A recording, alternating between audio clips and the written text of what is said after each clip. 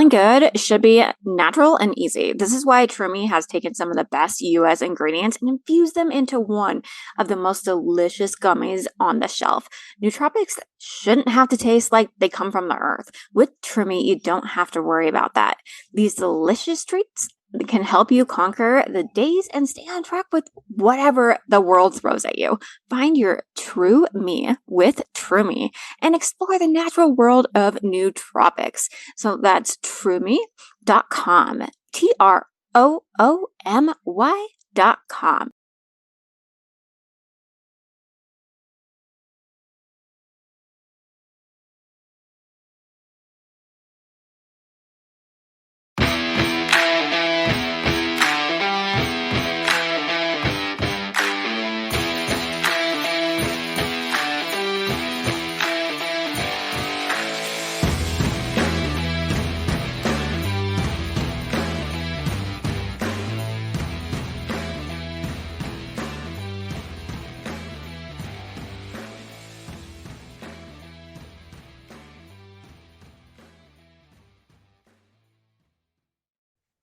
I have so many regrets about this night. But she knocked on my door. I got up and opened the door. It's just right over there. And she was like, Erin, I can't get in the house still. Can I please just stay with you? And I told her, I'm sorry, Andrea. No, you can't. And and she cried. And it's hard, because you never want to. And I was used to always being the one, to help her. She accepted that I said no. And that was really the first time I had told her no. So I wanted to make sure that she, was okay as she left my house. So I went to the front of my house. I looked out my kitchen window. I was hoping, I just wanted to check on her and see if she was better, if she was, and stayed up. But it, the hardest thing is just thinking, like, what if I would have done things differently? Um, but the last time I saw my sister, she was looking at her phone, walking away on the sidewalk. She was kind of like doing this, like scrolling through her phone as she walked away. We were able to see that she made it back to my mom's house through Google Dashboard. She had an Android phone and she used Gmail. So from her laptop, it was also logged into her Gmail. There's kind of a difference in opinions, and I'm not even sure how this could happen. But our PI thinks that one thing happened according to her Google dashboard, and then the police think something different, or they just have not been able to find the same information. So what the police think happened is that Andrea was at our mother's house until about 6:30 in the morning, and then her phone shut off, and we don't know what happened after that. Well, I guess it would be Andrea or her phone. I don't Right. know if that means that she was active on her phone using it or if it was just turned on in that location. I'm not positive on that. It would be in that location about geocaching when you're searching for around those areas. It can actually be a mile within because it goes off the cell towers. Okay. Um, and then the private investigator, it shows that what he thinks, he told me that in his original, the first time he analyzed this, he thought the same thing that the police thought. But, when you can't figure out something like this, what you do is you go back to the beginning over and over again and you make sure you don't miss anything. So that's what he was doing one night. And he said that the new timeline, I guess there was a drop down box that was missed or something that shows more specific information. And what he said that he saw was 10 minutes after she arrived at my mom's house, that she left again and that she went somewhere close by in the same neighborhood. And we haven't really made that information public, but it's somewhere within Audubon Park, the same neighborhood that my mom lives in. And it shows that she was there for a few hours before her phone went off, or her phone. We have several different theories about that, about what could have happened. We have a friend that we talked to said that Andrea asked to get picked up from a gas station, and the direction that she went walking would have been in the same direction of that gas station. So we wonder, like, what if someone picked her up and threw her phone out right at that spot, and it was just a coincidence that it was at that address. She's a very social person. We What if, there were some people, it's a really big porch and it's, a nice place. We were wondering if maybe some people were sitting out there hanging out, and what if she just struck up a conversation, or maybe it could even be somebody that she knew that we just didn't realize she knew them. Yeah. Um, it was garbage day. So this was would have been a Monday night. So this, was really like in the early hours of Tuesday morning by this Hmm. point. So it would be normal for someone to sit out their garbage can. So they would be there early Tuesday morning for the garbage men to pick it up. Hmm. So we speculated it's also possible that someone took her phone and dropped it off and just threw it in a garbage can, or maybe the person, if someone picked her up, they could have just thrown it there. Not really sure exactly what happened, or if that even is what happened, because the police are saying something different. So, Mm. um, as far as the police goes, of course I want to be judgmental because my sister's not here right now.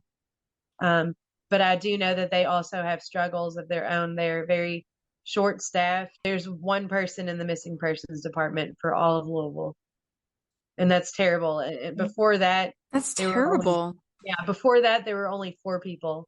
So it's gotten really bad. And with there's also a lack of support within the community because of just recent events that have happened. Obviously, there's a lot of mistrust of the police. And I'm not saying that that's wrong.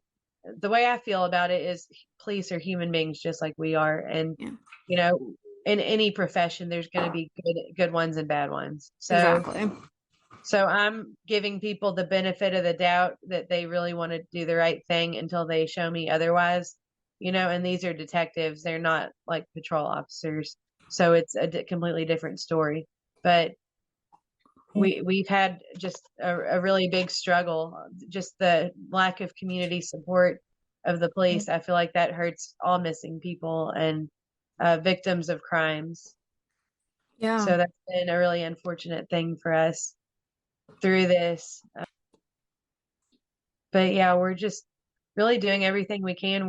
Anytime someone offers help, I take them up on it and do what I can, to get the word out. We found Andrea's Angels. I'll tell you who we are. Andrea's Angels is a concept that my dad came up with and that I executed this. So we have a volunteer group called Andrea's Angels. We talk to each other in a group chat and Messenger on Facebook. If anybody sees this and wants to join, you can send me a message. Knabel on all platforms. Facebook is the main one that I use. And just ask me if I can add you to Andrea's Angels, and I can add you. We brainstorm ideas on how to raise awareness, how to find her, just pretty much anything. Like, let's say you're a former police officer, you might have some insight as to what we can do. Or if you're a graphic designer, you might be good at designing posters, things like that. Or you can just be a normal person like me that just wants to help people. So basically, that's what we do. We all just kind of come together. We also share missing posters because I get my account every now and then. My account gets like blocked from sharing things because I'll share things like 70 times in a row Yeah. until, and then it'll mark it as spam when, it's really not spam. I have them helping me share things so that it's not just me doing it. So that it's really, they've done amazing things. Like I'm really blown away about all the caring, people that didn't even know Andrea that want to make a difference in this world. So there's been some good that have came out of it. They helped me find PIs for the missing. So this organization, they're dedicated to helping people like me find their loved ones. A, a guy, his name is Lou, who he still helps us right now. He said that he would be helping me find Andrea if he was local, but he's actually in Massachusetts. He found some retired police officers that do PI work now. They met with us. I typed out, it was like 5 pages worth of notes of all the most likely situations that we think, and I added notes about why we think that and how they're connected and things like that. And we sat down and had like a 2-hour meeting with them, and 2 days later, they quit. Both of them quit. So What? that was, yeah, that was my worst nightmare, because I talked to Lou about it beforehand and I was like, I'm nervous about this because this is all very sensitive information. Things that Right. if the public knows about it, it could, damage our chances of finding her. You don't want the bad guys knowing every step you make, you know? So my worst fear was like, what if I tell these new people that I don't know all this information and then what if they choose not to do it? And then suddenly, everybody knows all this stuff that we want only the police to. Lou assured me that, it's against their code of ethics. Like they won't share stuff regardless. But he was just as shocked as we were that they quit. I mean, these are people that are familiar with this area that used to do this for a living. So we're confused about like why that even happened. They basically told us that they felt like the police had it under control and that it was going to be solved soon. And we're thinking like that doesn't even make sense. At this point, I think it had already been 2 years at least, or probably over 2 years, and she still wasn't found. And so I was devastated by that, as you can imagine. I mean, I was crying. I can remember like the grief and this torment. It can just hit you at random times. So I can remember standing outside of Tumbleweed, a restaurant, just crying in public. Like like I just stepped outside to get as much privacy as I could. And I was just talking to him about it. I was like, I don't understand. I had so much hope and it just all crumbled. And Yeah.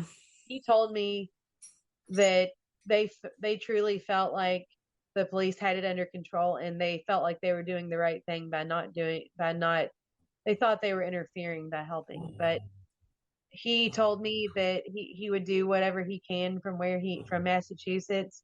And he told me if 6 months pass and Andrea is still not found, that the board, they agreed that they would allow him to find a new PI for us. So I believe it's been 4 months by now.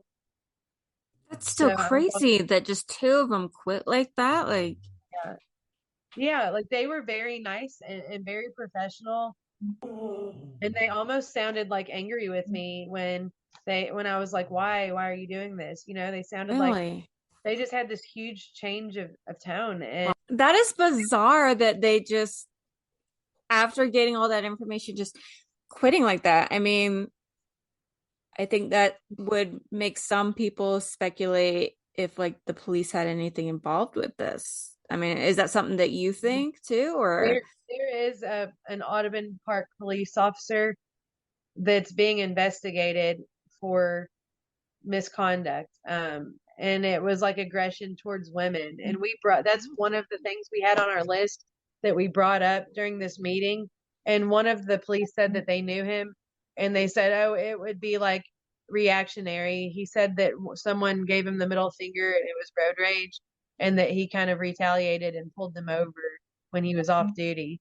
And that he was kind of aggressive towards her. And he was like, "Oh, it's nothing like he was a serial killer or something. He was just kind of overly aggressive." And I'm thinking that doesn't make sense to me, like because Andrea is a loud person who will speak her mind regardless of who Mhm. you are. So what if this police officer saw her walking alone and wanted to do something he shouldn't be doing and she told him like, are you out of your mind? Like I could easily see Andrea telling off Yeah. someone and something bad happening. So it Or even meeting up at that gas station. I mean, there could be a yeah, chance they were both there at the same time. And right. Yeah, because this gas station would have been like right on the edge of Audubon Park. And one of Andrea's angels is actually in this area that he used to be a police officer, but he said that they do patrol on the outskirts of Audubon Park. So they're not only limited to Audubon Park. They also do surrounding areas. So yeah, he could have been. The police, I'm sure the police, they will like sit at gas stations or yeah. they get gas and all the normal stuff. So it is possible. We went to the FBI over this and then also a human trafficking lead that we have on Andrea. And it's I cried when we told them the story, just because it's so hard, reliving these terrible things. And so far we feel like we get turned away every time, no matter who we talk to. they have some kind of reason not to help us. So I was extremely upset. Like it was hard for me to even get the words out. Luckily my dad was there, just because it's hard being turned down. I'm the kind of person, I can be stubborn. I don't like asking for help. I want to be able to fix it all myself. So Yeah. it's a really big struggle asking someone to help you, especially when you have like the worst feeling like they're probably going to say no like everyone else. So that was very stressful for me. So we did that. Um, they agreed to meet with my dad because I think it was on a Saturday, and they didn't have anyone available. And they ended up saying that there's not enough proof of either one in order for them to help. And they handed it back over to LMPD. So again, it seems like there's already a terrible, horrific tragedy happening. And it just feels like it gets compounded in every way possible over and over again. And then the docu-series that I was telling you about earlier, Yeah. that it's helped us a great deal with raising awareness. We've even gotten a lead that we wouldn't have gotten because of all the awareness that it has raised, that we believe is credible. But it's hurt us because of all the misinformation, that was added to it. And some of the things that those PIs were saying to us before they chose not to work Andrea's case, it sounded like they were getting it from that docu-series. You know what I mean? Gotcha. So that's been that's been a big struggle. There's a lot of hate towards my family, and a lot of people blaming us because I didn't help Andrea that night. And then a But lot you of people, already beat yourself up over that. Like, yeah, yeah, people don't realize that everything that they say, it's stuff that I've thought about millions of times. They're just basically rubbing my nose in something that I already feel terrible about. Then they also direct a lot of hate at my little sister and her fiance, with them being at the time they were at the last place that we think she was. And obviously I don't know what happened, you know, but as far as what I know about my little sister is that she loved Andrea to death just like I do. So like that's absolutely ridiculous in my mind. But I can't yeah. say I know 100% because I wasn't there. So that's been a really terrible thing for me, having to live my life. And holidays are very stressful now because I don't know what happened. Only some people in in my family and none of her friends are helping. So it's just really hard. It makes you feel very isolated when you're dealing with things like this. It's something that a lot of people cannot relate to. And I think a lot of people feel like the problem is too big, and that they feel like there's nothing they can do about it. They feel like, I guess they doubt things like awareness. They think that it's not going to help. They think people are not going to come forward. And that's not true at I, all. I've seen it help people already with the sharing posts. I've seen where, someone sees a, a, a missing post and they say, oh my God, the girl, the 16-year-old girl who's missing is staying the night at my house. And I didn't know that she was supposed to be at home right now, like I thought it was okay. Like I've seen where that happens, and they get happy endings if they get their Yeah. children, you know. I did a story on this boy who went missing when he was 17, and he was reunited with his family when he was 23. Wow, that's amazing. And What all happened? because of social media. So what happened essentially is he actually did run away. He was a runaway. He had been homeless, and then since then he kind of been living from couch to couch on the streets and stuff like that. So he ended up making a Facebook page but under a false name. But his sister like never gave up. Like she was ruthless, and she ended up like was reverse Google searching his image and found this Facebook page that was her brother's photos. And she's like, okay, that is him. Like, because it has old photos too. Like, that is my brother. Or they're using his photos, and that is completely messed up, you know? So she like reached out to him and was like, hey, but she also didn't want to scare him away and be like, you're not coming home, or afraid that it wasn't him. But she ended up convincing him to come home. And he Um, came home and told his story, said that he got in a fight with his family. He decided he was just going to run away and start a new life. And then, but once he talked to his sister, he realized he did want to come home. He's like, I thought about coming home a lot, but I messed up so bad that I didn't also want to admit that. that's So, amazing. It makes me really happy when I hear about people, having a good outcome like that and getting their loved ones back. That's with Andrea's situation, we have no proof that something, that the worst happened. We have no proof of any type of foul play. But the terrible thing is there's also no proof of life. So right. it's a terrible, we just don't know. And so your mind just thinks about every possibility constantly. Usually, like I gravitate towards like the most recent lead, like whatever is like a plausible lead. That's the one that's usually more on my mind. So it goes, it's like a roller coaster, really. So, do you think that is a possibility that she just ran away? Well, the police have told me that goes against human nature, that it's really hard to not talk to every single person you've ever met in your life.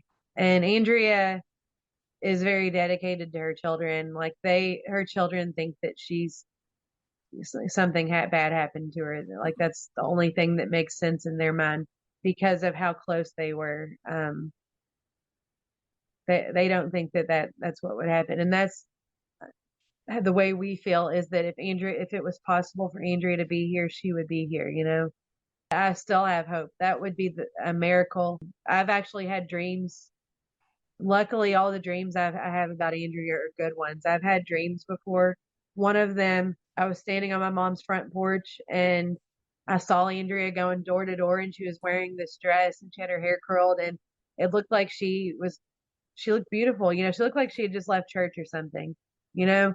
And I saw her and I ran over there and I was like, what are you doing? Oh my God. And I gave her a hug and I was like, I'm so mad at you, but I also love you. I'm so glad you're back. Like it was like this crazy mixture of like happy feelings. I was joking about like being mad. I was like, I'm mad, but I love you. Thank you so much for coming back. You're mad, And but I'm just so happy that you're here right now. yeah, and I was like laughing and crying, and she was too. And I was like, "What happened?" I was like, "It doesn't matter, like it doesn't matter what happened, but I do want to know, like, what happened." And she said that she knew she was doing bad stuff and she was making bad decisions, and she said I had to get away for a while, and she went on like some kind of religious retreat or something. It was in another country, and she said she went away and she got better and she was like now I'm telling other people about it, kind of like a religious type of Mhm. retreat thing. And she said that she had to do that to get better for us and for her kids. And the terrible thing about when you have really happy dreams like this is I wake up and realize it didn't happen and then I wake up and cry. And I've had that happen so many times. It makes you wish you could go back to sleep. Yes, I've had other dreams where I'm driving down the street, and one thing I do, like if I'm going through an area where I know that I've hung up a missing poster, it's a habit as I'm driving to glance over and make sure it's still there. If it's not, I have a bunch of them in my car where I get out and I'll staple up a new one. And I have one of Andrea's angels actually gave me a stool where I can hang it up higher where people can't reach it. So I'll use that too. So I was just driving around looking at the missing posters and looking at people that were walking. Those are both, things I incorporate when I'm driving now, just in case it's Andrea. And I saw her walking and I just pulled over on a busy street and ran out and gave her a hug. And like sometimes when you're in a dream and you get like a really extreme emotion, it wakes you up. Have you ever had that Mhm. happen? So that's Yeah. what happened. Like I instantly woke up and started crying. Like it's terrible and it's almost traumatic because you feel like you lose them all over again because they were there and then they're gone again. So it's just really hard. It's not something, this is the first time I've ever lost someone that was this close to me. She was my right hand person through everything. When we were kids, we had the same friends growing up, same neighborhood. a lot of the times it would be like I'm friends with the younger family member and she would Mhm. be friends with like the cousin, the big cousin, or I knew the little brother and she knew the big brother, like it was just we were connected in so many different ways. So it was just I don't know. Like I have so many moments where different things happen in my life and I want to tell Andrea about it. And it's crazy. It's been 3 years now and it still happens. Like one day this man, like I went to my mom's house to pick something up. I can't remember. We're a pretty close family. So like sometimes I'll even just stop by over there. So I was leaving because my mom wasn't there. And some man was like, "Oh, hi, I'm so and so." And I'm like, "Who's this guy and why is he introducing himself?" My mom's been single for a very long time. Um, and Andrea and I would always joke about how she needs a boyfriend. So I was like, "Who's this person? Who's this person?" Why is he here? Why is he introducing himself? And I was like, maybe she has a boyfriend. And I was like, Andrea's going to be so happy. I need to tell her about this. Andrea's going to be all over this. And I was like, oh my God, she's not here. So like I still have those moments where like I think about her and I think like I need to talk to her. I need to go. And there's nowhere that these feelings can go. So it's really hard. It ended up just being one of her coworkers. So I was disappointed about that. I was like, darn it. But Yeah. yeah, it's terrible when you have these strong desires to talk to your person and they're gone. Um, I completely understand that. I actually had dreams a week before my dad died that he was going to die. And so, I mean, I was only 9, but I like, and I still have the journal and stuff, and I blame myself for so many things because, like, in the dreams, it was the day that I didn't have breakfast with him, and then he goes to work, and then he dies, and that's exactly what happened. And he died in a car crash, and it's so terrible. I'm sorry to hear that. it's okay. But I understand, like, it's been 14 years, and there's still times where I think, man, I wish, he was here to even see my kids. Or, man, like, that'd be because me and him were like, I was his like little girl, and my sister was more, connected to my mom and always kind of has been. So it, I don't know. And I have the most memories with him because I'm the oldest, but Yeah. I understand that. I understand. I mean, there was a few times too where I would see him walking, like I thought it was him walking down the street, and I just go up and randomly start hugging random people. So, So with your I hate that. I wish flyers, do you have a QR code that you put on them and link it to the website? we have the the graphic designer. She somehow knows how to do that. I know that we have one. The QR code takes you to a discussion group. I Mhm. think she has a new one because what I started doing on social media is like I've basically joined every single group on Facebook in existence. Like anytime I see a Yeah. group, I join it, and I share the missing poster periodically in it. I really don't care. I don't know. Some people see this as rude and they judge me for it, but like I feel like it's like you're in a panic. It's like I care more about finding my sister than I care about what random people think about me, basically. Right. So I share it, and if they don't like it, they can remove it. And if I do it Right. again and they still don't like it, they can just take me out of the group. That's their job. If they're the admin of the group, I let them decide that. Or if Yeah. they decide to have a heart and have sympathy, they can keep it. So that's the way I look at it. It's an emergency, and I feel like in an emergency that people should, have some grace and have some empathy, Right. and allow exceptions every now and then. So, with that being said, there's a lot of gossip groups out there about my sister because people. I'm sure you've probably noticed that there's people out there that use this as entertainment, and it's okay to if you're there because you want to learn about it, you're wanting to protect your family, or maybe hear about other people going through similar things that you are, or maybe you just want to help people and know about what they're going through. But if you're here to just treat it like it's a game of guess who and judge and criticize everyone, that's not okay. Like there's a No. right way and a wrong way. to do this. And there's a lot of people out there that I've noticed a lot of them have a lot of problems of their own that they're kind of escaping, and they're kind of using our tragedy for as fun, and just saying terrible things. Not all the groups are like that though. There's some of them where that they have allowed me to raise awareness, and they end up making me an admin of it. So I Nice. have different groups that started out as like a gossip group that now I use them to raise awareness.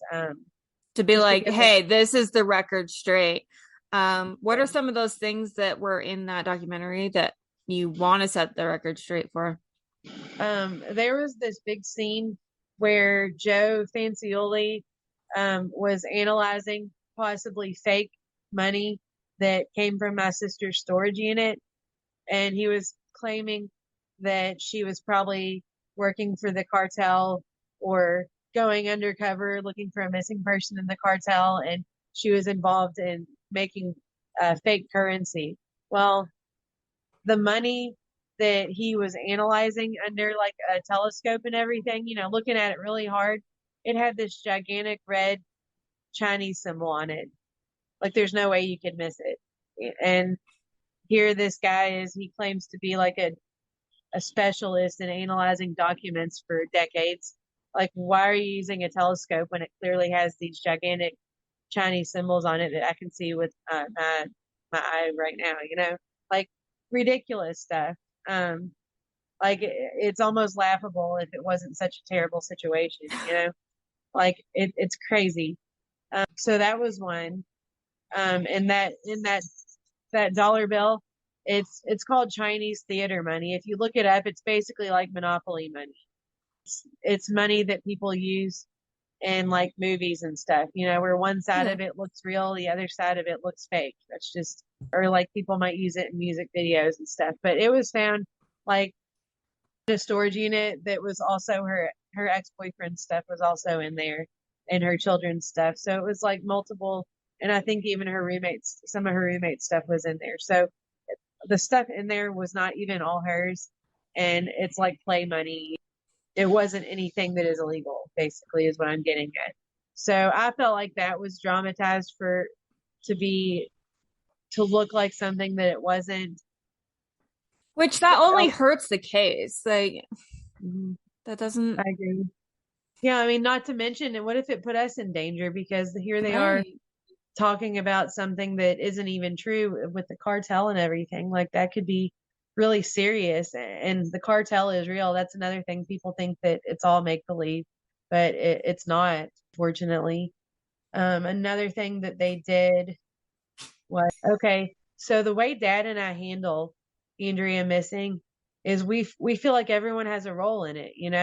Like my role is to raise awareness. If I find any information, I give it to the police because I can't arrest people, obviously. Yeah. I can't interrogate someone. That's not my role in this. And the same is true for like the producers of that show. Their role is to raise awareness. They're not gonna, in my opinion, they're not gonna be able to solve this. It's going to take the police or some private investigators to figure out what happened because they have the authority, they have the tools. So Joe Fanciulli, he's a retired homicide detective. He told me and Dad that he would look for Andrea until she was found, and it was another situation where we saw like this might be the only chance that we have to find her. The So glimmer of hope. yeah, so there's certain things that I say, like us talking right now, everything I'm telling you is in order to raise awareness. If I'm talking to a police officer, I tell them everything. I tell them things, sensitive information, you know, phone numbers of anybody, first and last names of everybody who I think could possibly have done something wrong. I tell them absolutely everything. Obviously I'm not going to say that here because that would give away things where they could get away with it. Yeah. Anyways, we treated Joe Fancioli like the police because he said that he was going to investigate and that we could trust him. And he recorded everything that we said. And I trusted him. I knew that he was recording me, but I trusted him to use that only for investigating and not for exploiting my family for attention. Unfortunately, he chose to say absolutely everything that my dad and I told him on or international TV. And he did that. What he did was he pretended like he investigated and figured it out on his own, when in reality, it's all stuff that we literally told him. And he played it off like we were secretive, and I don't know how he thinks, how anybody thinks that he figured out stuff, like it's not like he's psychic or something. And I guess they think his interviewing skills were so great that he managed to pull information out of our minds that we didn't want to share. I don't know what people are thinking, but yeah, basically everything that he, quote unquote discovered, it was stuff that we told him in confidence. All stuff that the police already know about that the public just did not know about. He played it off like we were all secretive. He basically he made it seem like Andrea was like this shape-shifting chameleon type person that can change who she is based on who she's around. So some of her friends are dangerous cartel people. Some of them are normal people, like just very judgmental, I guess, Yeah. Um, and it made me angry. And I've had people say, like, well, why would you get mad at them for saying that she's street smart? Because that's another thing they would say. Like, her street smarts helped her find missing people. Well, she didn't find any missing people, to my knowledge. She was just doing the same kind of thing we're doing right now, raising awareness, Right. you know, stuff like, you try to, you do the best you can, but it wasn't like she had some kind of superpower that the police didn't have. But anyways, Andrea was not street smart. It just made me mad that they were misrepresenting her. I mean, someone that is getting taken advantage of left and right is a victim, Right. Exactly. I appreciate you coming on, and I'll definitely join your Andrew's Angels group, and Thank I'll you. post it in here too. So if anyone wants to that's listening, you're more than welcome to join it. I always like to try to end it on a call to action, how people can help if they want to. We have a lot of different ways that you can help. I'm now raising awareness for Andrea on most platforms like Facebook, Twitter, Instagram, TikTok. So whichever one you use, please just share missing posters for me. You can follow any of my accounts. If you're wanting to be more involved, you can join Andrea's Angels for brainstorming ideas on how to find her and how to raise awareness. We also have t-shirts. I'm wearing one of them right now. They have different styles. There's long sleeves and short sleeves. If you go to bonfire.com and search Andrea Knabel, you can order a t-shirt to help raise awareness. Awesome. Those really help a lot. If you're local, we do have missing posters that I laminate, and the youngest members of Andrea's Angels also the kids enjoy laminating. So we have hundreds of posters now laminated, thanks to all the volunteers that have helped me with this. Oh, they Oh, can say hi to each other. This is Luna. She's an angel too. oh, She's my emotional support animal. But yeah, she's been very helpful through all this. She's the reason why I'm able to use my back door again. She's very, very healing. okay. Um, but anyways, we also have a GoFundMe if anyone is wanting to help in that way. I use most of the GoFundMe money, posters and laminating sheets. I've bought new laminators. I'm wanting to buy a bulk amount of t-shirts that I can start giving away to people just to help get Andrea's name out there more. We're planning on also getting a 1-800 number, like an anonymous tip Okay. line. Our PI is no longer able to help. We're wanting to get that set up. And that would be something we would use the GoFundMe for. We can actually do that pretty easily if you wanted to do it with like even a a Google phone number. And then if Okay. people wanted to either text or call in, then they could just leave an anonymous voicemail or anything. Okay. Yeah, that would be great. Thank you so much. Um, I'm not really great with that type of thing. So if you're able to give me some tips on how to get all that set up, I would love to hear about that for sure. Thank you so much. Sure, you bet. Right.